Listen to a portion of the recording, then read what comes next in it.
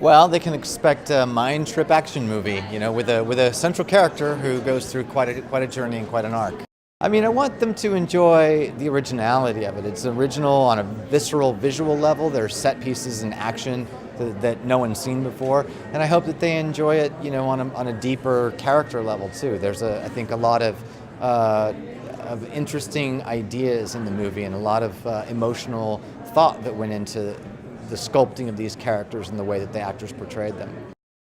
Well, the idea of the movie was to create set pieces that had not been done in any other kind of movie. I'm growing a little tired personally of big budget visual effects movies where the effects are all used for destruction and gunfire and things that we've seen 1,000 times. And I was committed to making a movie where every visual effects scene was creative and original and was showing the audience something new.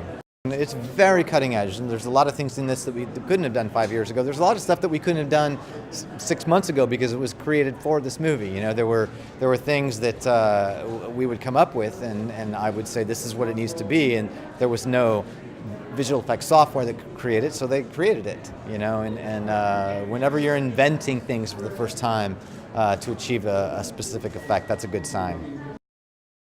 Oh, fantastic. It feels right to be opening it here. I spent well over a year here. I feel like it's now one of the few cities in the world I've lived in.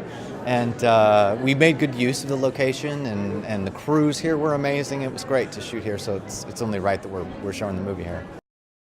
Yeah, I mean, of course, it's better than getting the thumbs down at the end, But when you make a movie, you never know. You never know exactly where you are. All you can do is hope that you've made something that you think is good, that you think is a movie worth viewing, and then when that actually connects with the public, it's very satisfying. It had to be Benedict in this role. We pushed the release schedule for him. That's how much we wanted him, and felt strongly that he was the right guy. And yeah, he's fantastic in the movie. No one could have done better. When you see it, you realize, again, no one could have played it but her. In fact, when I wrote the role, I wrote it for her, picturing her, and I told Kevin Feige, the head of Marvel, that if we needed to offer it to her, and if she turned it down, I was going to have to rewrite the role for someone else because it was so distinctly her in my mind. But she luckily did it, and obviously did an amazing job. Well, especially when you're dealing with a movie like this that's trippy and surreal and a little freaky in places and has tension, you got to give the audience some break, here and there. And that's the comedy I like. I don't so much like comedy where it's coming at you all the time and you're constantly trying to create laughs. I like to laugh at things because they're unexpected. And comedy that comes out of tension or out of dramatic scenes are always the best, in my opinion. I talk about it as, the MCU opening up to the MCM, the Marvel Cinematic Universe opening to the Marvel Cinematic Multiverse.